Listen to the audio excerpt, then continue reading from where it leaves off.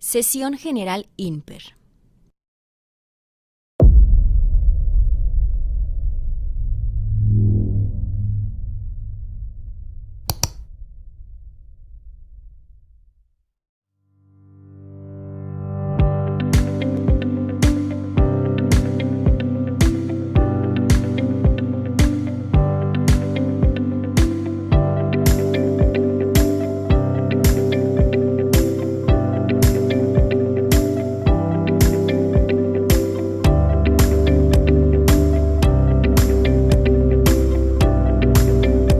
Bienvenidos. Comenzamos.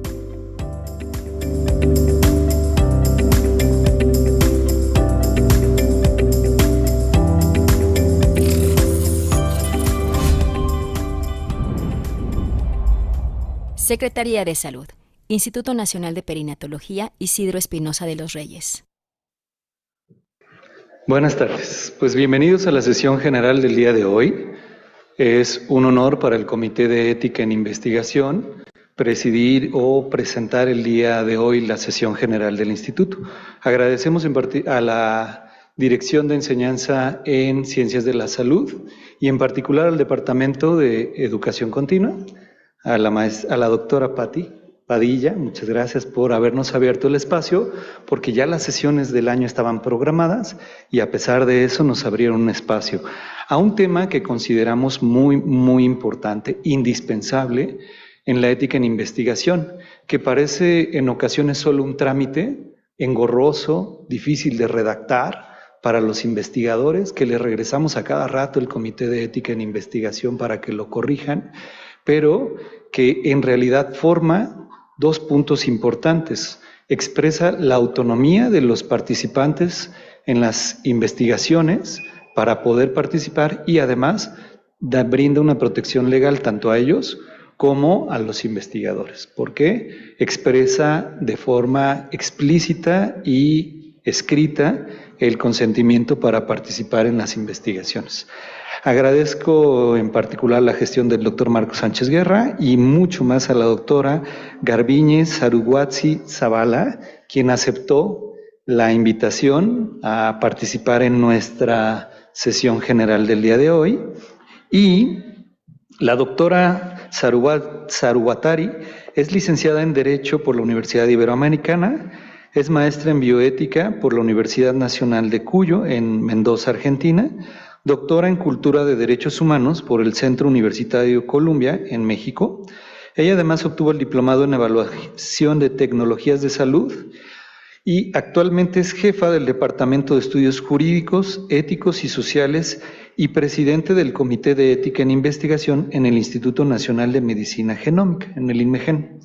Asimismo, es investigadora en Ciencias Médicas del Sistema de Investigadores de la Secretaría de Salud y es candidata en el Sistema Nacional de Investigadores. Antes de estos puestos, ella laboró como investigadora en la Comisión Nacional de los Derechos Humanos y en la Comisión Nacional de Arbitraje Médico, en la CONAMED. Participó en los comités de bioética del Instituto Nacional de Enfermedades Respiratorias y de la Clínica San Rafael. Ella ha sido profesora de asignatura en la Escuela Nacional de Antropología e Historia y en las universidades Iberoamericana, en la Pontificia de México, en la Panamericana, Montreal y en el posgrado en Ciencias Médicas, Odontológicas y de la Salud de la UNAM. Sus temas de investigación se centran en la relación entre la bioética, el derecho sanitario y los derechos humanos, en particular en áreas como genómica, deontología médica y ética en investigación. Y bueno, quien ha tomado cursos en línea del INMIGEN de bioética ha podido y ha tenido la oportunidad de escuchar a la doctora Saruwatari, que tenemos el honor de tener el día de hoy. Muchas gracias, doctora.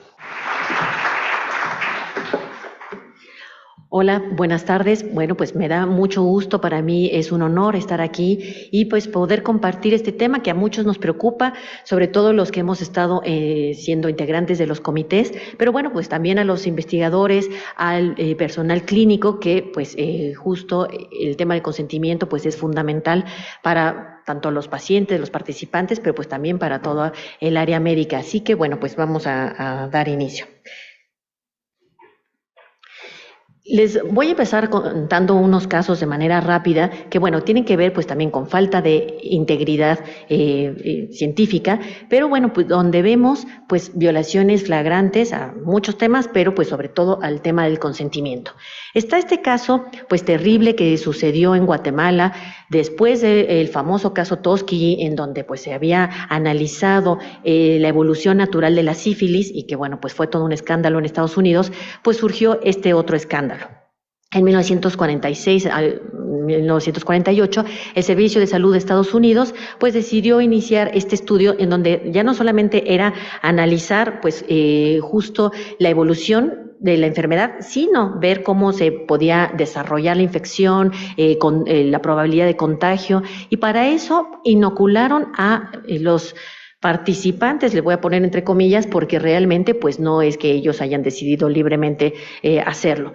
Y para eso pues tomaron a prostitutas infectadas con sífilis y las llevaron a los reclusorios para infectar a los reclusos. Utilizaron, ahí digo la palabra utilizaron porque pues no queda de otra, a niños y enfermos mentales en instituciones y los inocularon también. A militares de bajo rango que no cuestionaban, y entonces pues bueno, llegaba alguien y les decía, bueno, pues tienes que someterte y te vamos a inyectar algo, y ese algo pues era el virus. Y bueno, pasaron muchos años hasta que en 2010 la investigadora Susan Rever empieza a analizar unos archivos ahí pues amontonados y olvidados y descubre toda esta espantosidad, ¿no? Entonces, bueno, pues ahí encuentra los archivos del doctor John Cutter y, bueno, pues es tan grave el asunto que se equipara a este caso de Tuskegee que había impactado en los años 60 y principios de los 70, que de hecho el caso Tuskegee, como muchos sabrán, es el que da origen a la comisión presidencial y que luego se convierte en Comisión Nacional para la Investigación de los Principios éticos que deben regir en las investigaciones científicas, y estos principios van a generar el informe Belmont, y de este informe Belmont se van a generar los 4 famosos principios de la bioética. Entonces, bueno, pues en esta misma tónica, pues este caso genera este escándalo, y en el año 2010 el presidente Barack Obama pues entra en contacto con el presidente de Guatemala, Álvaro Colom, y bueno, pues pide disculpas. Está otro caso en donde, bueno, pues vemos el engaño del doctor Wo-Suk Wang. Él era una celebridad en Corea porque había logrado clonar exitosamente a un perro al que le llamaron Snoopy, que, bueno, obviamente jugando con el nombre del famosísimo perro de caricaturas, pero bueno, también utilizando las siglas de la Universidad de Seúl. Y bueno, pues había ganado fama y reconocimiento, su laboratorio pues tenía gran financiamiento y era pues muy connotado. Y bueno, se le ocurre decirle al mundo que había logrado la primera clonación humana. Entonces lo publica en la revista Science y, bueno, pues ya sale el artículo y se vuelve todavía más celebridad, cuando el primer foco rojo no fueron las fotos trucadas que utilizó. El primer foco rojo fue haber utilizado a sus estudiantes para poder extraer de ellas los óvulos, o que ellas donaron, también comillas, sus óvulos, y con esa donación, pues bueno, se hizo el supuesto clon, y bueno, ya después se descubrió que las fotos estaban trucadas, que la información era falsa y que no había logrado esta clonación. Por supuesto que se retiró el artículo de la revista Science, fue todo un escándalo mundial, y bueno, pues ahí después fue acusado de malversación de fondos de su laboratorio fue intervenido por la autoridad, el equivalente al Ministerio Público de Seúl, y bueno, pues pasó por esta situación. Pero bueno, ahí un foco rojo fue esta parte de la relación supra-subordinación, que ahorita vamos a platicar de ella. Y otro caso que les cuento es el del uso de material biológico. Este caso es muy controvertido, el de las células HeLa. Se llaman así porque, bueno, pues fueron extraídas del cuerpo de Henrietta Lacks. Entonces, pues el doctor Otto Hey, ella tenía un tumor, tenía cáncer cervicouterino, la operaron en el Hospital Johns Hopkins, y ahí justo pues le extrajeron el tumor, y de ese material biológico que pues podía haberse tomado como desecho, pues bueno, él toma una parte y la empieza a cultivar. El doctor Hay pues empieza a sorprenderse de qué capacidad tienen estas células de reproducirse y pues de mantenerse vivas, y entonces pues lo va generando en distintos medios de cultivo. Y bueno, mucha gente ha especulado que él quería hacer como una especie de negocio, pero no, realmente, pues él lo empezó a compartir con otros colegas y esos colegas, bueno, pues ya se fue distribuyendo esta línea celular en distintas partes del mundo y ya habrá habido pues gente que pues ya comercializara la línea de las células. Entonces, aquí viene bueno, mejor primero les acabo de contar y les digo cuál es la parte controvertida. Después, ya lamentablemente muere Henrietta y su familia son, pues, sujetos de investigación, pero pues tampoco con mucha voluntariedad de su parte, porque diversos investigadores fueron a su casa, fueron en diversas ocasiones a tomarles muestras, no les explicaban bien. Todo esto se ve reflejado en el libro de Rebecca Skloot, que se llama La vida inmortal de Henrietta Lacks, y ahí en el libro, y después hubo una película en donde la misma Rebecca Skloot estuvo asesorando a Oprah Winfrey, que fue quien la actuó, pues se puede ver pues toda esta parte terrible de que, bueno, pues llegaban sin explicarle, la familia pues estaba muy enojada de que los científicos utilizaran las células de su madre para combinarlas con células de ratón, por ejemplo, o mandaron una muestra al espacio. Entonces pues ellos decían, bueno, pues qué parte o qué respeto se le está dando a esa memoria de nuestra madre. Y lo más lamentable también es que la familia no tiene ningún tipo de apoyo ni acceso al sistema de salud norteamericano, ¿no? Entonces ellos señalan tanto que aportó nuestra madre a la ciencia y pues no vemos reflejado eso en nuestras vidas. Y bueno, lo impactante es que se calcula que más de 70 toneladas se han hecho con estas células, que más de 70,000 publicaciones científicas han estado basadas en el estudio de las células HeLa, en esta peculiaridad de su capacidad de reproducirse y mantenerse. Y bueno, pues también se han utilizado para hacer vacunas contra la poliomielitis, porque Henrietta también tuvo poliomielitis en la infancia, para pues pensar en terapias para Parkinson, para leucemia. Entonces, bueno, pues una gran contribución. Y bueno, pues por ejemplo, el Hospital Johns Hopkins pues está queriendo hacer toda una pues reivindicación del legado de Henrietta. De hecho, pues ellos tienen esa página de Honrando a Henrietta Lacks. Hay un día de puertas abiertas a donde la gente puede llegar al hospital y bueno, pues ver qué es lo que se ha descubierto a raíz de las células. Y de hecho, este es un agradecimiento que los que utilizan la base de datos de dbGaP, en donde están las secuencias de las células HeLa, tienen que poner en sus artículos para reconocer esta aportación. También hay una fundación de Henrietta Lacks.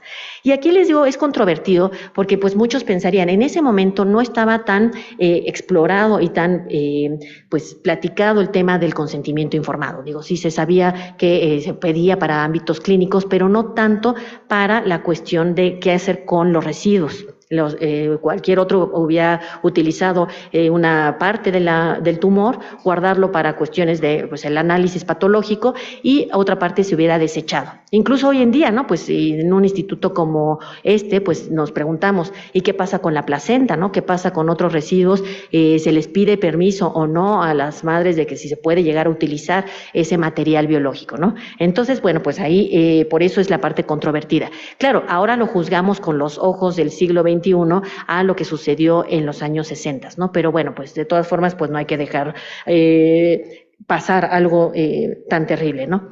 Y bueno, pues está también este caso de la recomendación de la Comisión Nacional de Derechos Humanos. La comisión tiene la facultad de emitir recomendaciones individuales cuando se trata de un caso particular que yo como ciudadano voy y me quejo, o tiene la facultad de emitir recomendaciones generales cuando ve que un acto es reiterativo, las violaciones cometidas por determinadas instituciones. Entonces, cuando ve estas cuestiones, los visitadores de la CNDH pues emiten una recomendación general. De las primeras recomendaciones que emitió la CNDH pues fue precisamente relativa al consentimiento informado. ¿Por qué? Porque se dieron cuenta los visitadores de la comisión que en muchas comunidades indígenas, personal de la Secretaría de Salud hacían salpingoclasias, vasectomías sin el adecuado consentimiento de las personas. Ya sea que les daban consentimientos en español, cuando no se aseguraban si hablaban español, no estaban traducidos a la lengua indígena, y les ofrecían en otros casos apoyos gubernamentales, ¿no? O coaccionaban de, bueno, ¿quieres el programa Procampo? Bueno, pues tienes que hacerte la vasectomía. Entonces, bueno, ante estas violaciones constantes, pues surge esta recomendación tan importante. Entonces, bueno, pues todos sabemos que en la investigación hay distintos retos. Me voy a concentrar más en la investigación, sobre todo, bueno, porque el consentimiento en el ámbito clínico, pues ya sabemos la gran trascendencia, importancia que tiene, pero en investigación, bueno, pues justo tenemos estos retos, sobre todo con el auge de la medicina personalizada. Entonces, bueno, pues por un lado está la investigación que ya sabemos con fármacos o dispositivos, también la que lleva a cabo la industria farmacéutica, los laboratorios de bioequivalencia. Este tipo de investigación pues tiene por primer reto la calidad de los productos. Entonces, bueno, pues que se demuestre la eficacia, eficiencia, efectividad de los productos. Por otro está el tema ético del doble estándar, o como se le ha llamado también el dumping ético, ¿no? Cuando se utilizan estándares distintos, sobre todo en estudios multicéntricos, ¿no? Por ejemplo, un país con altos ingresos adquisitivos, poder adquisitivo y regulación bastante estricta, se va a otro país para llevar a cabo las investigaciones, como ha sido el caso lamentabilísimo de estudios que se hicieron en los 90s con VIH, ¿no? Que se iban a África, utilizaban a las poblaciones y justo los resultados y los fármacos que desarrollaban se utilizaban en países de primer mundo y no se veían reflejados esos resultados en las poblaciones que participaron. Ahí por eso también la parte importantísima de los beneficios posteriores a la cual hace énfasis la Declaración de Helsinki. Por otro lado está la investigación unida al tratamiento médico. Esta investigación que, bueno, pues va muy de la mano del otro tipo de arriba, pero bueno, muchas veces hay que tener, todas las veces hay que tener especial atención con los derechos de los pacientes, porque hay pacientes que podrían llegar a participar, pues no tanto por una convicción, sino porque se sientan pues opresionados o porque digan, bueno, pues como me está invitando mi médico tratante a participar en un protocolo, pues igual acepto. Entonces, pues ahí es donde justo puede verse afectado o vulnerados estos derechos. Lo mismo, pues, el expediente clínico, ¿no? Pues este acceso que nos ha tocado ver a muchos, pues, proyectos de investigación en donde se señala que los investigadores pudieran llegar a tener acceso a los expedientes cuando no está claramente definido quiénes van a tener esos accesos, o más bien el acceso lo deben de tener solamente el personal que atiende, y entonces, bueno, pues, ¿con qué papel podría llegar a tener acceso un investigador? Entonces, pues dejar claros esos papeles, esas responsabilidades de cada área que va a tener acceso al expediente y los papeles claros de los participantes dentro de un proyecto de investigación. No los participantes sujetos, sino de todos los investigadores que van a participar y colaborar. Por otro lado está la investigación cualitativa o cuantitativa, con cuestionarios, con cuestiones de epidemiología, que bueno, ahí el gran tema es la confidencialidad. Este es un punto bien importante porque muchas veces se piensa, bueno, pues como son investigaciones, pues a veces de corte antropológico, pues se llega a las comunidades, se conoce a las personas, pero después, ¿qué sucede cuando hay artículos científicos, no sé, por ejemplo, de gente que ha ido a un reclusorio, ¿no? Y en los reclusorios les han comentado que han sufrido vejaciones y de pronto surge el artículo científico, entonces pues ahí hasta puede, pues no vulnerarse exactamente la identidad de tal persona, pero sí puede vulnerarse la identidad, no sé, de los 10 que participaron en esa plática, ¿no? O en esa entrevista a profundidad, por ejemplo, que haga un investigador. O cuando son investigaciones en escuelas, ¿no? Cuando hay menores de edad, entonces, pues, ¿quién puede tener acceso a la información? El director de la escuela, los padres, luego pueden ser temas muy sensibles, no sé, prácticas sexuales en los adolescentes. Entonces, bueno, pues no creo que los adolescentes quieran que sus profesores o el director o sus padres conozcan los resultados, ¿no? Y bueno, pues el gran reto que tenemos hoy en día con la investigación con muestras biológicas. Esta investigación en donde pues uno de los temas es la titularidad. ¿Quién es el sujeto fuente? Ese sujeto es el titular de las muestras y también de la información, pero bueno, al donarlas a una institución, la institución puede sentir que es propietaria de esas muestras, o el investigador que fue y las tomó de alguna comunidad. Hay una sentencia bien interesante, el caso del doctor Catalona en Estados Unidos contra la Universidad de Washington. Él pues tenía una serie de muestras, me parece que 6,000 muestras de pacientes que él había tenido con cáncer de próstata. Entonces, pues a él lo invitan a participar, lo contratan en la Universidad de Northwestern y entonces pues le escribe a sus pacientes diciendo, oigan, me voy a cambiar de Washington a Northwestern, ¿tienen algún problema de que me lleve las muestras? Y contestaron pues en cartas de, no, doctor, usted nos salvó la vida, es lo máximo, lléveselas, ¿no? Ah, pero entonces la Universidad de Washington dijo, no, momento, los consentimientos tenían el membrete de la Universidad de Washington. Los fondos y toda la infraestructura para mantener esas muestras la sostuvo la Universidad de Washington, así que no se los puede llevar. Entonces, pues gana la universidad en esa demanda y bueno, pues ahí justo vemos esta parte de esa importancia, ¿no? A veces los investigadores creen que la tierra es de quien la trabaja y las muestras son de quienes las obtienen y pues no, ahí está esa parte, ¿no? Pero aunque la institución sea la resguardataria, el titular de la muestra puede pedir que la destruyan, ¿no? Puede retirar su consentimiento y entonces pues ahí viene esa otra parte importante donde pues no va a ser dueño de que se lleve la muestra, pero sí puede solicitar que la destruyan y bueno, se tendrá que hacer. Los tipos de consentimiento que vamos a platicar más adelante, la temporalidad, por ejemplo, pues si es para un fin específico, pues se puede establecer una temporalidad o se puede decir solo para este proyecto de investigación. Pero bueno, realmente la mayoría queremos que las muestras se mantengan mucho más tiempo porque bueno, pues son muestras o de pacientes que ya no están o muestras de pacientes que tienen alguna enfermedad rara o de alguna comunidad que fue pues difícil obtener esas muestras o también por la cuestión de recursos, ¿no? Pues tampoco es que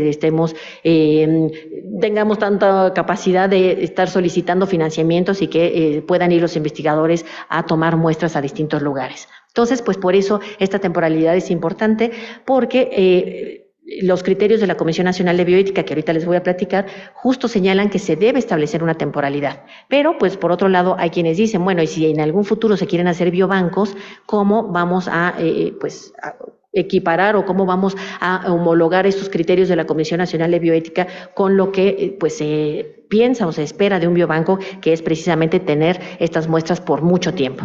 Entonces, bueno, estos son los instrumentos clásicos que todos sabemos sobre el consentimiento, bueno, sobre la ética en investigación, y todos ellos tratan pues el tema del consentimiento. El Código de Ética Médica de Nuremberg, de hecho en su punto número 1, señala la importancia del consentimiento, y esto pues derivado de todas las prácticas terribles que pues se vieron en los juicios de Nuremberg, todos estos testimonios que sucedieron en los campos de concentración y donde se hacía la experimentación del régimen nazi, la Declaración de Helsinki sobre principios éticos para las investigaciones médicas en seres humanos, que por supuesto pues uno de sus puntos centrales es ese consentimiento. Esta declaración acaba de tener su última revisión ahora en octubre del año pasado, así que bueno, pues los invito a leer los nuevos cambios que se hicieron del 2013 ahora al 2024, las pautas éticas IOMS, que son del año 2002, pero bueno, fueron actualizadas en 2016 y se señala específicamente el punto de consentimiento.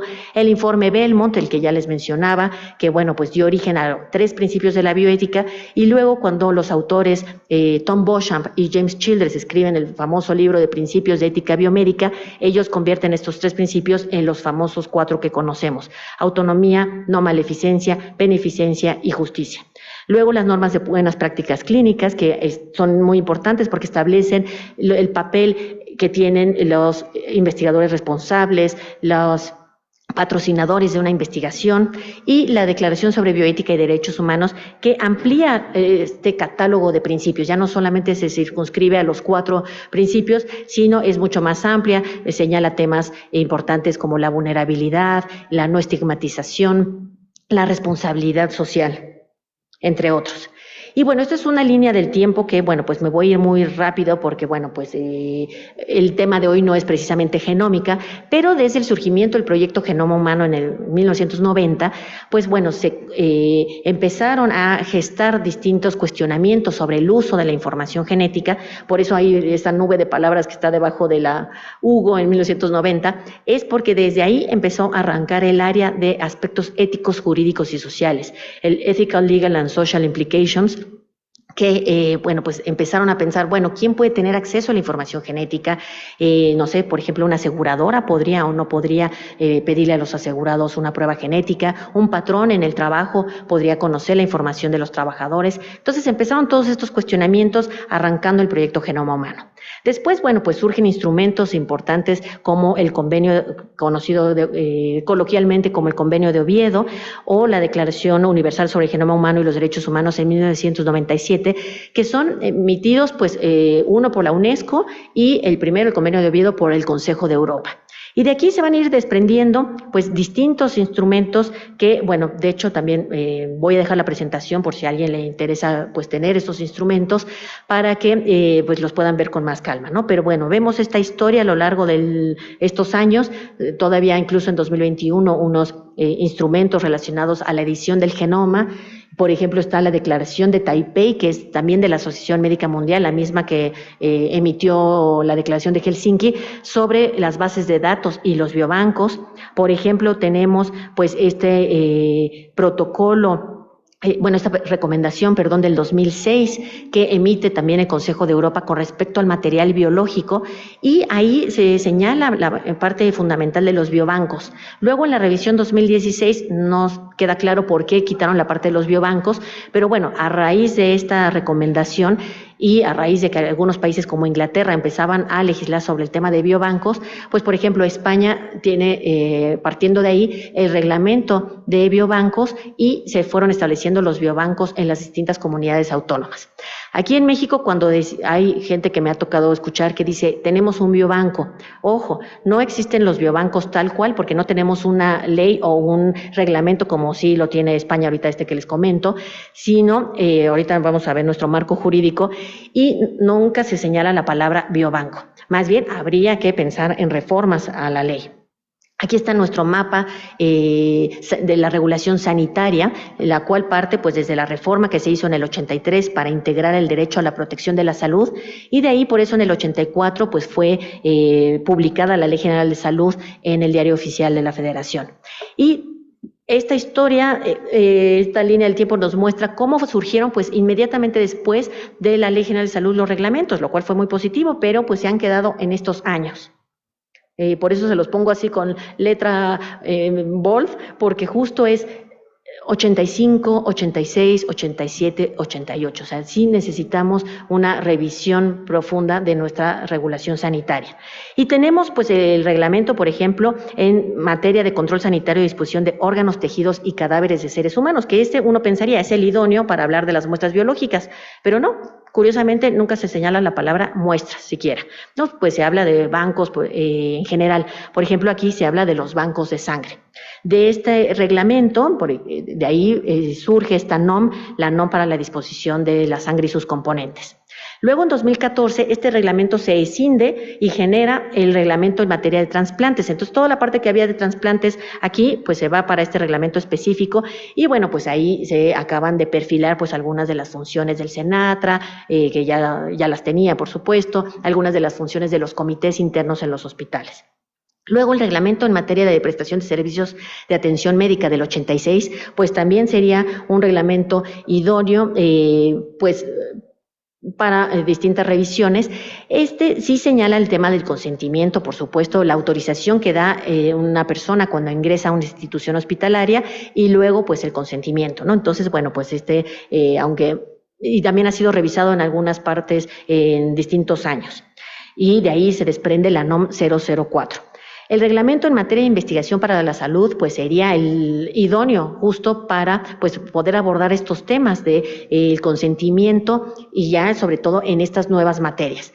Sí tiene en los artículos 13, 14, 21 el tema de qué requisitos debe tener el consentimiento, que ahorita vamos a platicar en los minutos que quedan, y la parte de quiénes son los grupos en situación de vulnerabilidad, lo cual es fundamental. Pero lo que sí, pues por ejemplo, para el INMEGEN, pues algo que nos toca es, no se señala nada sobre la genómica ni la medicina personalizada. Lo único que se menciona son los ácidos nucleicos recombinantes, pero no hay nada con respecto pues a todo esto que surgió pues sobre todo después del proyecto Genoma Humano, ¿no? Entonces, pues bueno, pues es un tema que sí es fundamental revisarlo. Y bueno, por supuesto, las muestras biológicas tampoco se mencionan en este reglamento. Luego, bueno, hay otros reglamentos en los que no me voy a detener. Está la modificación que se hizo a la Ley General de Salud, el título quinto bis se agregó en el año 2011 y contempla la parte del genoma humano. Aquí, en términos muy generales, muy al estilo de lo que ya había señalado la UNESCO, ¿no? Toda esta parte de, bueno, que el genoma es parte de la base fundamental que nos une a todos los seres humanos, que el genoma y el conocimiento son patrimonio de la humanidad, que no debe haber discriminación, este tipo de temas generales, pero pues por supuesto tampoco se hace énfasis en la cuestión de las muestras biológicas, ni qué tipo de investigación o cómo debe regirse la investigación específica para estos temas de medicina personalizada. Y bueno, están las leyes de protección de datos, la Ley Federal de Protección de Datos en posesión de los particulares y la Ley de posesión en sujetos obligados, que es la que nos corresponde a las instituciones públicas. Y aquí, bueno, pues aunque no sean parte de la legislación sanitaria tal cual, pues la menciono porque pues si hay alguien que maneja datos personales sensibles, pues son las instituciones de salud, por supuesto. Bueno, aquí son lo mismo, nada más que se los dividí en los dos campos. Del consentimiento está regulado en el ámbito de la atención a la salud y en el ámbito de la investigación para la salud. Igual, las guías de la Comisión Nacional de Bioética, la Guía Nacional para el Funcionamiento de los Comités Hospitalarios de Bioética, pues que por supuesto está adscrita al ámbito de la atención a la salud, este tipo de comités que deben formarse en las instituciones que brindan la atención, y para el ámbito de la investigación, pues está la Guía Nacional para la Integración y Funcionamiento de los Comités de Ética en Investigación. En esta guía, en la 5ª edición y en la 6ª edición, se han agregado conceptos como el asentimiento, se ha agregado también la parte del uso de las muestras biológicas en la 5ª edición, y ahora en la 6ª edición, que es del 2018, pues se hizo una pequeña modificación a ese apartado de las muestras biológicas. Y bueno, los elementos que debe contener el consentimiento, pues por supuesto, pues muchos los damos por sentado o pensamos que son muy obvios, pero bueno, de ahí también se desprende no solamente responsabilidades jurídicas, sino también responsabilidad o reflexiones desde la bioética. Desde ¿qué instituciones participantes se deben colocar los logos, los nombres completos de las instituciones? Hay veces que nos encontramos, por ejemplo, una vez vi un protocolo que decía, pues en el Instituto de Nutrición, ¿no? Entonces ahí señala uno, no, es el Instituto Nacional de Ciencias Médicas y Nutrición Salvador Subirán, ¿no? Nombres completos, porque si el participante luego quiere acercarse o quiere preguntar, pues no es lo mismo la clínica de nutrición, que a lo mejor está a la vuelta de mi casa, que un instituto nacional, ¿no? Entonces, esta parte de la responsabilidad jurídica de poner adecuadamente los nombres, las denominaciones de las instituciones participantes, los nombres de los patrocinadores, si es un estudio patrocinado por la industria farmacéutica, por algún otro tipo de industria para dispositivos médicos, los investigadores responsables, a quienes pueden acudir los participantes cuando hay algún tipo de evento adverso, cuando hay dudas, y dudas no solamente sobre su procedimiento, sino también dudas sobre sus derechos, pues que queden muy claros los datos de los comités, ¿no? Bueno, sobre todo el del Comité de Ética en Investigación. Pero bueno, esta parte a veces en proyectos en los que vemos que hay pues una colaboración, pues se señala solamente a una de las partes, no sé, por ejemplo, que colaboran 3 institutos, pero bueno, pues el participante, si sucede algún evento, no sabe a cuál de los 3 institutos acudir, ¿no? Entonces, por eso debe quedar totalmente claro. La justificación de objetivos no es solamente una parte que le interese al comité de investigación, no es solamente algo metodológico, también impacta directamente en la cuestión ética. ¿Cómo se podría llevar a cabo una investigación que no está bien justificada? ¿Para qué se llevaría a cabo? ¿Por qué expondríamos a participantes solamente porque alguien quiere conocer algo, ¿no? Realmente tiene que estar bien justificado, y por eso tienen que estar muy bien delimitados los criterios de inclusión, exclusión. Y algo que también seguramente les pasa a los integrantes de aquí, de los comités. Muchos investigadores señalan como algún criterio el que firme o no firme el consentimiento. La firma o no firma no es un criterio de inclusión o de exclusión, es el requisito sine qua non para que pueda esa persona siquiera reclutada. Entonces, más bien, estos criterios de inclusión, exclusión, eliminación tienen que ir de acuerdo a las características de esta persona, ¿no? Si la persona tiene alguna enfermedad que pues pueda verse afectada pues por participar, si la persona, por ejemplo, si se va a probar un fármaco que pudiera poner en riesgo al producto de la concepción, pues si la persona está embarazada, entonces, pero el que haya consentimiento no tiene que ser de inclusión, sino eso es así como que la base sobre lo cual va a haber el proceso, ¿no? Porque al final de cuentas el consentimiento es un proceso y no un documento.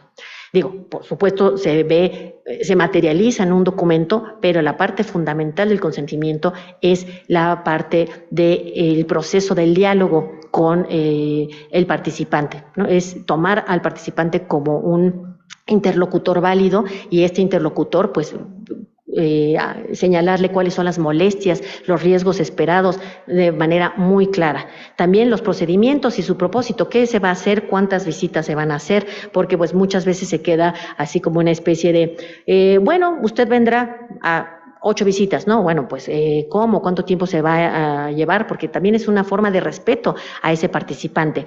Los beneficios que pudieran observarse, claro que ninguno de estos beneficios es algo que se pueda asegurar tal cual, ¿no? Porque el cuerpo de cada persona puede reaccionar distinto, entonces son beneficios esperados.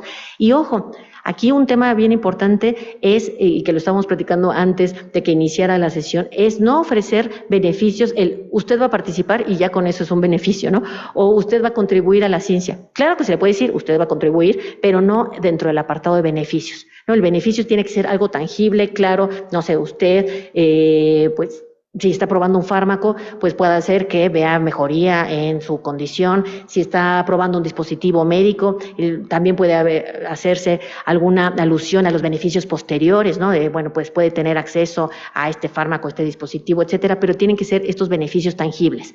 Si, por ejemplo, en algún estudio, no sé, de genómica de poblaciones, en este se le dice a la persona, bueno, pues no, usted no se va a ver beneficiado, pero justo a esa persona se le hicieron algunos análisis, no sé, pensando en que están estudiando una enfermedad metabólica y se le hizo una prueba de colesterol. Esos resultados individuales sí se pueden otorgar y, bueno, pues no quedaría como el gran beneficio, sino, bueno, pues se le van a comunicar resultados individuales, ¿no? Pero entonces sí tener, pues, mucho cuidado con la parte de beneficios y con la parte de incentivos, ¿no? Porque también hay personas que pues combinan los incentivos, hay protocolos en los que se prevé algún tipo de incentivo, también el pago de viáticos, pero eso no tiene que ver con los beneficios propios de probar el fármaco, de hacer estar en alguna investigación.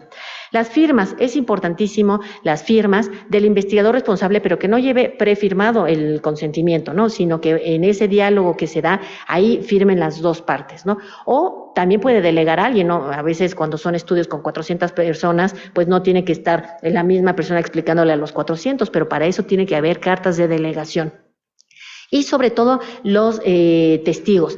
Justo también platicaba hace rato sobre un caso que sucedió en el INMEGEN de una madre que dio el consentimiento para un hijo y justo pues aparecía en el consentimiento solo la firma de esa madre. Pero bueno, en México se exige que sean los dos padres o las personas que tienen la patria potestad los que den el consentimiento para que un hijo participe.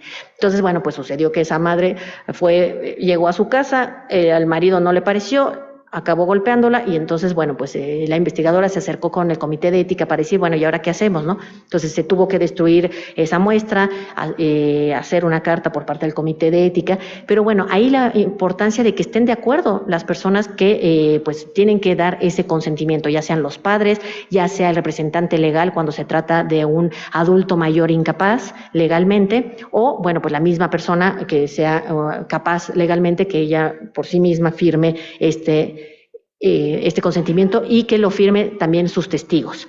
Y bueno, también una parte importante, ya en estos últimos minutos que quedan, pues es la de los hallazgos. Todos sabemos que toda prueba diagnóstica pues tendrá hallazgos pertinentes desde una radiografía. Si quiero buscar si hay un hueso roto y aparece, bueno, pues ahí va a ser un hallazgo pertinente, a también puede haber los hallazgos imprevistos, ¿no? Toda esta cuestión de, bueno, pues yo buscaba el hueso roto en la radiografía y apareció que hay un tumor junto, ¿no?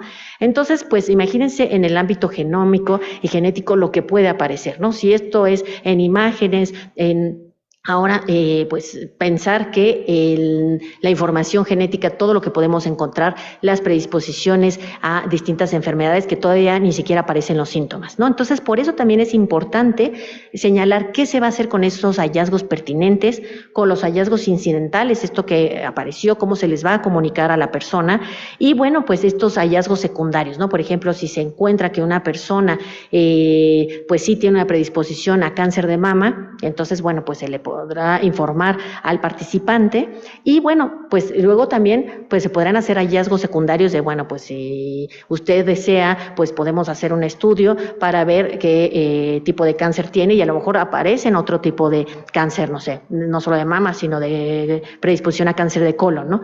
Entonces, pues por eso es importante tener contemplado desde el grupo de investigación qué vamos a comunicar, cómo lo vamos a comunicar y eso plasmarlo en el consentimiento informado, ¿no? Que no sea ya cuando se dio el caso, sino que sea previo en la planeación cómo se van a manejar este tipo de hallazgos. Otra parte importantísima, bueno, pues es la garantía de recibir comunicación y siempre estar en contacto, porque, por ejemplo, cuando hay la investigación con fármacos, pues puede haber un evento adverso, a lo mejor en otro sitio, ¿no? A lo mejor en Japón, no es el mismo fármaco que se está probando, pero se tiene que comunicar a los participantes de, oiga, bueno, pues en Japón se suspendió porque hubo estos eventos adversos y entonces, bueno, el participante sabrá si quiere continuar o no quiere continuar, ¿no? Entonces, por eso es importante, si tiene dudas, a lo mejor esta persona ha escuchado algo en la televisión y entonces tiene dudas, pues por eso tiene que recibir las respuestas. Los resultados, lo que ya les decía, hay resultados individuales que se pueden brindar, pero también los resultados del estudio. Muchas veces vemos estas frases grandilocuentes de, cuando esté el resultado del estudio, usted podrá ver la publicación. Pero ¿realmente eso es adecuado? Hay en alguna comunidad, bueno, ya no digamos una comunidad alejada que no tenga acceso a Internet, pensando cualquiera de nuestros cercanos amigos, si les decimos, a ver, métete al New England o a Nature sin pagar una suscripción. Pues no, ¿cómo encontrarían la información? Y luego, ¿cómo leeríamos esa información? ¿No? Si los que estamos en el ámbito de la salud, pues se nos complicaría bastante en algunos temas, ahora imagínense que eso sea como el gran resultado, ¿no? Pues lo idóneo sería pues poder tener una reunión con los participantes, poder comunicar qué fue lo que se encontró en términos generales y no tanto ese beneficio que es para el grupo de investigación que va a publicar. Pero bueno, ¿dónde está la parte de hacer accesible el conocimiento, ¿no? Cuando decimos que el conocimiento es patrimonio de la humanidad, en ese capítulo de la Ley General de Salud, bueno, pues ahí, ¿cómo hacemos accesible el conocimiento? Cuidado con las poblaciones en situación de vulnerabilidad. Ahí les señalo, bueno, en el reglamento en materia de investigación se señalan claramente cuáles son las comunidades, que ahorita se los voy a decir. En la guía de la Comisión Nacional de Bioética se señala la parte de la vulnerabilidad y en el numeral 20 de Helsinki también se habla de esta parte de las comunidades. El uso de la muestra biológica, es importantísimo que en el consentimiento quede claro qué se va a hacer con la muestra, si se va a usar, para qué estudios y sobre todo si se va a conservar, si se va a destruir, etcétera, ¿no? La disponibilidad de tratamiento médico e indemnización, esta es fundamental, sobre todo si hay un evento adverso, bueno, pues quién se va a hacer cargo y sobre todo esto que le quede claro al participante que no tiene que ser de su propio patrimonio, ¿no? Toda la investigación tiene que estar financiada, ya sea con el patrocinador, con la institución, etcétera. Entonces, si surge un evento adverso, pues bueno, el grupo de investigación tenía que haber contratado a un seguro, ver cómo se daba atención a los participantes, pero bueno, es importante que quede desde el consentimiento. Y un punto fundamental, la libertad para retirar el consentimiento, ¿no? Esto es básico porque no solamente usted puede aceptar, sino en cualquier momento usted puede retirarse. Y al retirarse, pues a lo mejor se podrá destruir la muestra biológica, pero como la muestra tiene otra dimensión, que es la de los datos, a lo mejor la base de datos personales, estos que nos hacen identificables, Juan Pirulero que vive en la colonia Pirules, ese a lo mejor se puede también retirar de la base de datos.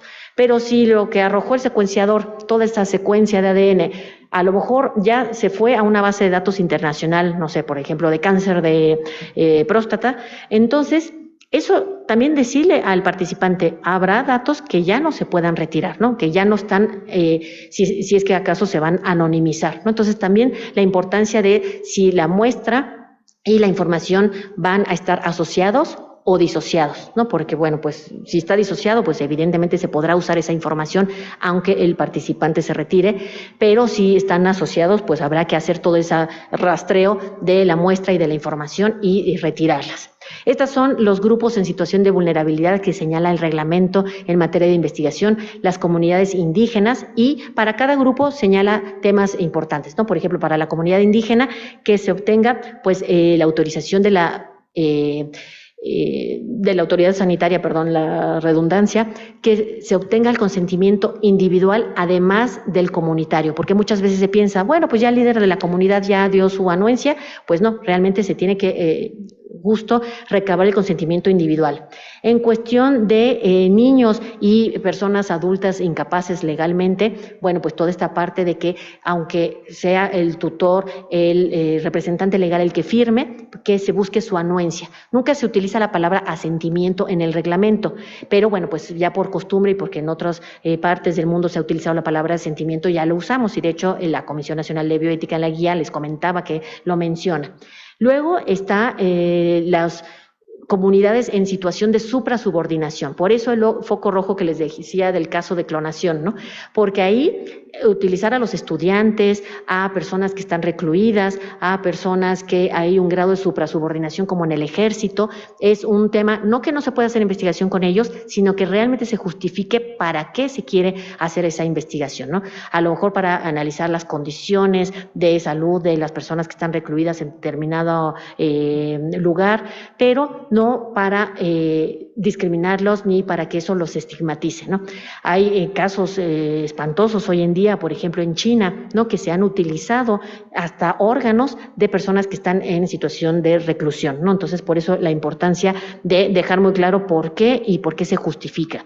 Y las mujeres en edad fértil, durante el parto puerperio, al feto, al producto de la concepción, pues también esta protección. Por ejemplo, si se va a hacer una investigación con mujeres embarazadas, tiene que firmar el consentimiento las dos, la persona embarazada y su cónyuge o concubinario o concubinaria. Entonces, bueno, ahí pues porque los dos están interesados en el producto de la concepción. También el reglamento señala que siempre se debe dar prioridad a la salud de la madre y del producto, lo cual nos deja ver que no se puede experimentar con el fin de terminar el embarazo o con el fin de causarle un daño al feto o de obtener tejidos del feto, etcétera, ¿no? Entonces, bueno, pues son ciertas condiciones específicas para cada grupo. Y bueno, ¿cómo proteger a las poblaciones más vulnerables? Pues el cumplimiento de las pautas internacionales, el conocimiento, empezando por ahí, por parte de todos nosotros como investigadores, como parte del personal de salud, el cumplimiento de las pautas. El fortalecimiento y actualización de las normas, que bueno, eso no nos toca muchas veces a nosotros desde nuestra trinchera, pero bueno, pues sí, hacer énfasis de que se requieren revisiones armónicas de la legislación en conjunto, no solamente modificar ciertos párrafos, sino revisarla totalmente. El papel fundamental de los comités de ética, porque al final de cuentas, ante los espacios o las lagunas que deja la ley, ¿quiénes somos los que vamos a aplicar o a los que estas normas y estas pautas éticas? Pues los comités, y en aras de proteger a los participantes. La integridad científica, un punto fundamental, porque pues también están los derechos de las personas que participan como colaboradores, ¿no? Toda esta parte de autorías, que es fundamental, quienes participaron, por ejemplo, no solamente escribiendo el artículo, ¿no? Sino analizando información, recabando muestras, etcétera, ¿no? Entonces, una parte, y la integridad científica pues nos llevará al cumplimiento de las pautas internacionales. Y la vigilancia por parte de la autoridad médica, ¿no? Ahí, desde las instituciones propias que pues vigilan que se lleve a cabo adecuadamente la investigación o la toma de las muestras, si son muestras que provienen del ámbito clínico, o también pues COFEPRIS cuando pues interviene en estudios farmacológicos, en exportación de muestras biológicas, etcétera. Y ya para ir cerrando, pues estos son unos tipos de consentimiento que señalan las autoras Leslie Wolf y Michelle Melo. Ellas, pues, explican, bueno, pues puede haber un consentimiento demasiado rígido, ¿no? Bueno, usted va a participar en esta investigación, vamos a tomar sus muestras y con eso ya solamente para este estudio. O puede haber un consentimiento presunto, que desde el momento que se toman las muestras se tengan como que ya pues se tienen en el poder de los investigadores y que se van a poder utilizar. Otra forma de ponerle un candado y que no sea algo amplio como si fuera un cheque en blanco es decir, cada vez que esta muestra vaya a ser utilizada va a pasar por un comité de ética, que es lo que sucede en los biobancos. Los biobancos tienen comités de ética propios del biobanco y van analizando los protocolos y justo si las muestras pueden o no participar en esos protocolos. Y está el consentimiento por niveles, esta parte en donde se les va preguntando, ¿usted quiere participar y donar sus muestras para este estudio o para futuros estudios, para este tipo de enfermedad o para otras enfermedades? Entonces la persona va dando pues su consentimiento por escalones, ¿no? O como en esta forma donde se va haciendo más partícipe. Y esto surge porque ellas dan cuenta en este artículo maravilloso de un caso que sucedió en Estados Unidos en donde era un estudio de diabetes y se acabaron obteniendo resultados para otro tipo de enfermedades. Entonces la comunidad Havasupai dijo, oigan, momentito, nuestro consentimiento era solamente para la diabetes, para ese estudio, ¿no? Entonces de ahí se derivó una demanda, etcétera, que ya en otra ocasión les platicaré, pero bueno, pues por eso ellas señalan, pues es que a veces hacerlo tan restringido no acaba siendo protector de los derechos, sino que acaba vulnerándose, ¿no? Porque muchas veces se piensa, entre más restringido lo hago, estoy protegiendo más. No, es más válido decirle base para distintos estudios, para el futuro, etcétera, pero que la persona lo vaya sabiendo.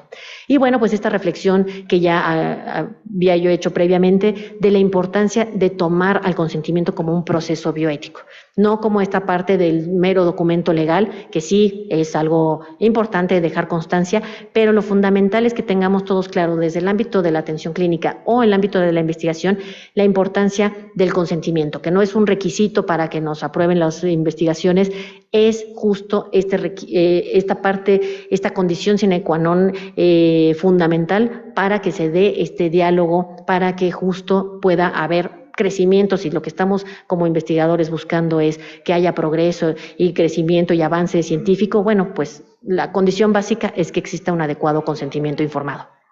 Entonces, bueno, pues muchas gracias, estoy a sus órdenes.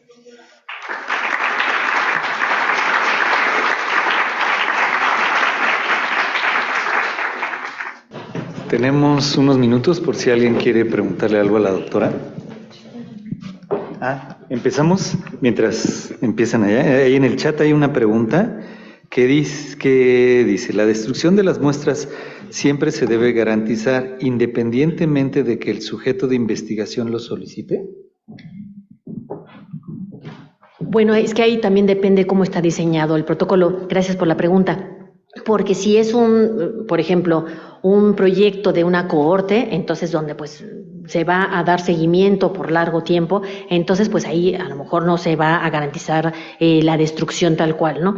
O si esas muestras en algún momento van a pasar a un banco que luego se convierta en un biobanco, pues también ahí no se podría poner esta destrucción. Entonces depende del diseño. Entonces si se tiene muy claro que, bueno, pues esas muestras solamente van a ser para estudiar determinada enfermedad y con tal temporalidad, ahí sí se tendría que especificar, bueno, una vez terminado esto, se van a destruir. Entonces es válido que se señale que se destruyan o que se van a conservar, pero dependiendo del diseño del protocolo. Muy bien, gracias. Una pregunta. En el caso de las adolescentes con embarazo que pueden o no estar en unión libre, que tienen una pareja de edad similar, 14, 15, 16 años, que de repente se consideran emancipadas, ambos son menores de edad. ¿El tutor legal puede ser el adolescente padre del bebé que ha fungido como, no sé, el tutor aquí en el Instituto ante Trabajo Social? Qué complicada pregunta. Todo lo que tiene que ver con niños, que de hecho ya ni pude tratar más el tema de los adolescentes porque es tan complejo. De hecho, por ejemplo, ya se está prohibiendo la emancipación en muchos estados de la República para evitar el matrimonio entre adolescentes, ¿no? Entonces, justo es un avance, pues podríamos decir, de derechos humanos para evitar ese tipo de uniones. Lo malo es que se siguen dando, ¿no? De hecho, fuera de la ley y se siguen dando. Ahí, pues, de acuerdo a lo que señala la ley, tendría que ser los tutores de ambos, porque luego la emancipación da derechos sobre temas, algunos temas patrimoniales, etcétera, pero no sobre la salud del menor, ¿no? Ahí por ejemplo, si es este chico que tendría que dar consentimiento para que la mujer pudiera llevar a cabo o participar en una investigación, pues ahí tendrían que ser los tutores de ambos adolescentes, ¿no? De acuerdo a lo que señala la ley, porque la ley pues no se ha adaptado realmente el tema civil al ámbito sanitario en este tipo de cuestiones, ¿no? De bueno, pues sí, ¿qué pasa? El reglamento en materia de investigación y el reglamento en materia de prestación de servicios de atención médica, pues señalan que tiene que dar el consentimiento los padres, ¿no? Pero pues ahí vamos a distintos temas, ¿no? Interrupción legal del embarazo, por ejemplo, hay tantos temas en donde pues falta esa adaptación de los criterios civiles, que la emancipación es un criterio civil, justo establecidos para el ámbito sanitario, ¿no? ¿Quién puede tomar esas decisiones, ¿no? Si se considera, por ejemplo, una de las grandes deudas que hay en estos reglamentos es qué pasa cuando un menor de edad ya no quiere continuar con un tratamiento y los padres sí quieren, ¿no? Entonces ahí donde está esa parte donde él pueda decir ya no, y aunque atente contra su vida, ¿no? Por ejemplo, una quimioterapia, ya no quiero seguirla, y los padres pueden tomar la decisión de no, pues aunque no quiera, nosotros sí autorizamos que se haga otra, ¿no? Entonces es un tema difuso, pero ahí tendrían que ser los padres de ambos. Hay otras preguntas en línea. Una es, ¿la carta de asentimiento debe ser igual que la de consentimiento, con las mismas secciones pero un poco resumida, o solo debe escribirse lo más resumido posible toda la idea de la investigación? Lo idóneo es que fuera lo más resumido posible para que justo pues sea de fácil lectura, pero sí debe contener pues la mayoría de los puntos, ¿no? Entonces, pues una breve explicación de qué trata el procedimiento, pues cuál es, a lo mejor, por ejemplo, todo ese cronograma, ¿no? Que se pide que se explique, ¿no? Las visitas. Usted va a venir, por ejemplo, a 10 visitas, ¿no? Y en esas visitas se le va a tomar sangre, etcétera. Hay consentimientos por eso que se vuelven tan largos porque van especificando qué es lo que pasa en cada visita cuando va a tomar un fármaco, lo que sea. Justo para el asentimiento tendría que ser como muy resumido, ¿no? Bueno, vas a venir a 10 visitas en las que se te van a tomar mediciones, o como tratar de pues sintetizar lo más posible y en el lenguaje más claro posible.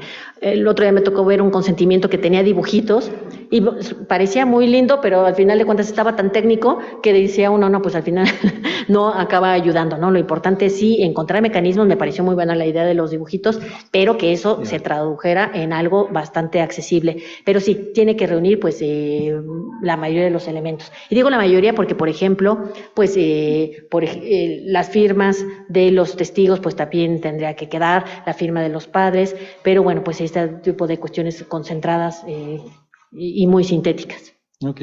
Otra es, si se tiene conocimiento de sanciones a unidades hospitalarias por no contar con comité de ética y comité de bioética, y se realizan investigaciones. Pues yo sé que la Comisión Nacional de Bioética antes hacía unas visitas, entonces podía visitar a los comités de ética en investigación y pues solicitarles información. No sé si ahorita, porque también eso depende pues de la infraestructura, de la capacidad pues de organización, etcétera, de muchas cosas, es muy complicado poder realizar las visitas, ¿no? Lo mismo le ha pasado a COFEPRIS. Entonces me imagino que siguen haciendo esas revisiones, pero no he sabido qué tipo de sanciones han tenido, ¿no? Pues me imagino que a lo mejor, bueno, por ejemplo, un comité que no estuviera cumpliendo con ciertos requisitos le podrían retirar el registro frente a la Conbioética, pero si ni siquiera tiene ese registro y hace investigación, no sé qué sanciones le han correspondido. También hay COFEPRIS, por ejemplo, cuando no hay comités de investigación, pues tendría que estar vigilando, porque ya ven que los comités de investigación se registran frente a COFEPRIS y los comités de ética en investigación se registran frente a Conbioética, y ahí, por ejemplo, pues no sé si COFEPRIS ha tenido pues también toda esta capacidad pues logística, ¿no? De poder hacer estas visitas a las instituciones. Gracias. Buenas tardes, muchas gracias. En caso de la conservación de muestras biológicas, yo tengo una autorización, pido una autorización para conservar su muestra y especifico en qué estudios se utilizarán. ¿Debo de poner durante cuánto tiempo voy a conservar su muestra o yo las puedo guardar de manera indefinida? Pues según la guía de la Comisión Nacional de Bioética se tendría que poner una temporalidad, ¿no? De sus muestras se van a conservar, no sé, por 3 años. Pero muchas veces pues vemos que esa temporalidad a veces no se cumple, ¿no? Lo vimos en la pandemia, ¿no? Gente que había dicho, la voy a guardar 3 años y no pudo ir ni siquiera al laboratorio.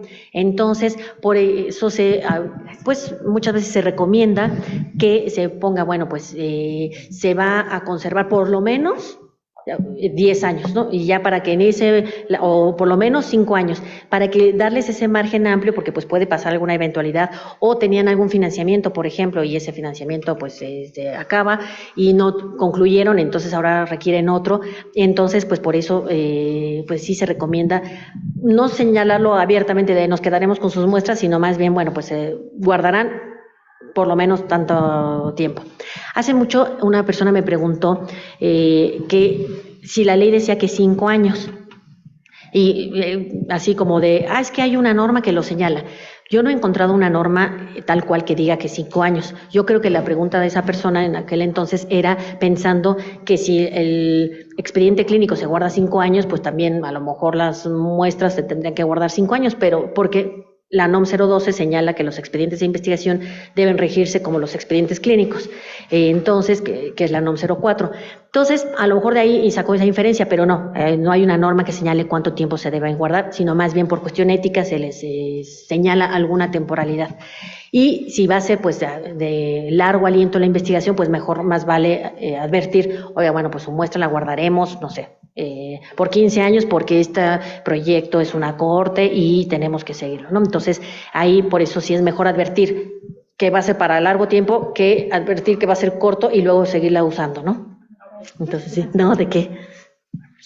Hoy con la doctora Arteaga se quiere hacer una mayor vinculación entre la torre de investigación y los médicos. Es que es en línea. Perdón. Hoy con la doctora Arteaga quiere hacer mayor vinculación entre la torre de investigación y el personal médico del instituto.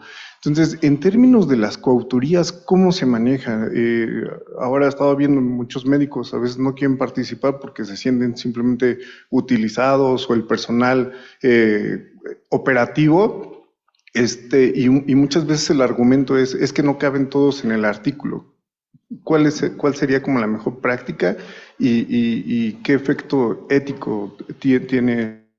Institución de distintas unidades administrativas de departamentos que colaboran en un proyecto y luego no se ven reflejados, ¿no? Entonces, una cuestión ética y de integridad científica, ya no solamente de bioética, sería el reconocer la participación de todas esas áreas, ¿no? Por ejemplo, a veces hablamos del laboratorio de patología, ¿no? Que fue el que dio las muestras. O a veces hablamos de unidades de alta tecnología que procesaron las muestras. Entonces, sí se tendría que señalar, y si no pueden ser autores porque a lo mejor no contribuyeron tal cual con el manuscrito, pero sí en agradecimientos, ¿no? Esa parte sería fundamental que quedaran reconocidos. También a veces lo que pasa es que muchas veces desde el principio no se planea bien cómo van a ser las autorías, ¿no? Y luego ya que está el artículo escrito se quieren colgar un montón de personas, entonces tener muy claro desde el principio quiénes serían los que van a participar tal cual en la elaboración del texto y en las acciones concretas que van a originar este artículo, y luego quienes quedan en agradecimientos, ¿no? Porque pues sí, también es un hecho de que hay revistas que ya ponen un límite, pero bueno, pues ahí tendríamos que tener muy claro en qué participa cada quien, ¿no? Porque también vemos grupos enormes que dice uno, ¿a poco participaron siempre? Aquí voy a decir un tema que es muy espinoso, que muchas veces hay autores a los que señalan porque alguna vez tomaron esas muestras, ¿no? Ya no participan en un artículo específico y lo siguen señalando, ¿no? Entonces eso también es una parte preocupante. Por eso los que fomentan que existan biobancos dicen, bueno, pues es que con el biobanco se rompe esa parte, ¿no? Porque hay veces que, bueno, estas muestras pertenecen al doctor fulano, que es la autoridad en el tema y que tomó estas muestras, pero bueno, se han seguido haciendo análisis y ya no participa ese doctor famosísimo y sigue apareciendo en los artículos, ¿no? Entonces a veces parece que las muestras son como moneda de cambio de yo te presto mis muestras, tú me pones en el artículo, ¿no? Entonces, pues algunos dicen, no, bueno, con los biobancos se acaba rompiendo esa parte porque se ponen las muestras en un lugar y solamente tienen acceso a las personas que presenten un proyecto que tenga méritos, ¿no? Y que los criterios de inclusión, pues haga que esas muestras puedan participar, y ahí se rompe esa parte de, pues yo soy el dueño de las muestras, ¿no? Pero bueno, esa es una práctica que pues espero que poco a poco se vaya erradicando y que realmente participen como autores las personas que sí, directamente en ese artículo, y que se le pueda agradecer a esa persona que no se prestó sus muestras, su cohorte, etcétera, pero de ahí a que no sea siempre el eterno autor de 200 artículos, ¿no?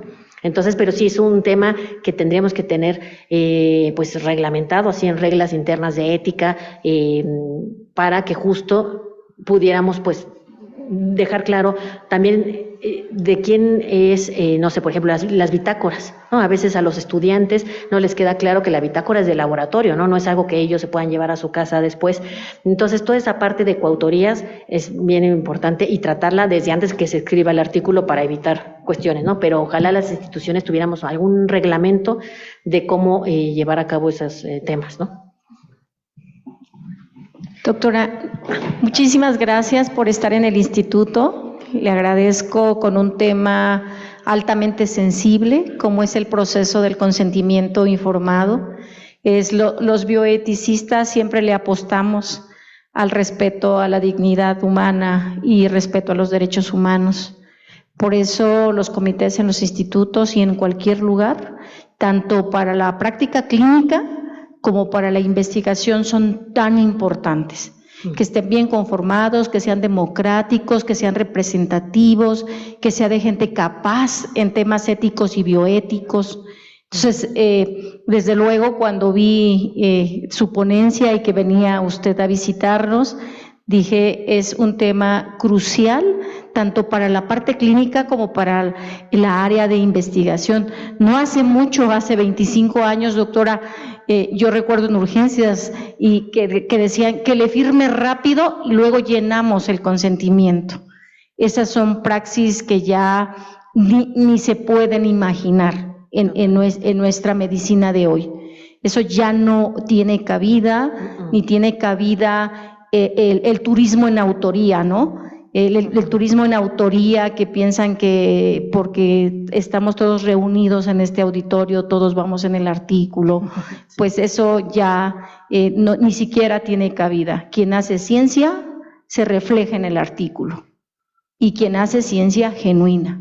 Entonces, para mí, desde que vi que venía a hablarnos del consentimiento informado, que efectivamente lo dijo muy bien y muy bonito, que es un proceso del consentimiento informado que lleva 6 fases y que la finalidad es enmarcar la dignidad y el respeto a la paciente o a las pacientes que tenemos incluidas en nuestro trabajo. Muchas gracias por estar en el instituto. Sea siempre bienvenida al INPER. Muchísimas gracias, ¿no? Pues encantada.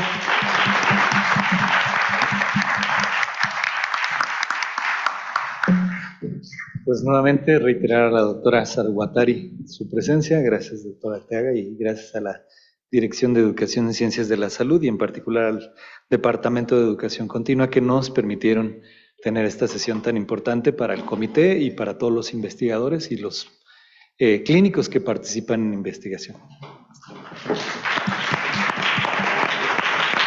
Nada, finalmente le queremos dar unos obsequios y muchísimas gracias por su visita. Ay, gracias. Muchas gracias. Gracias.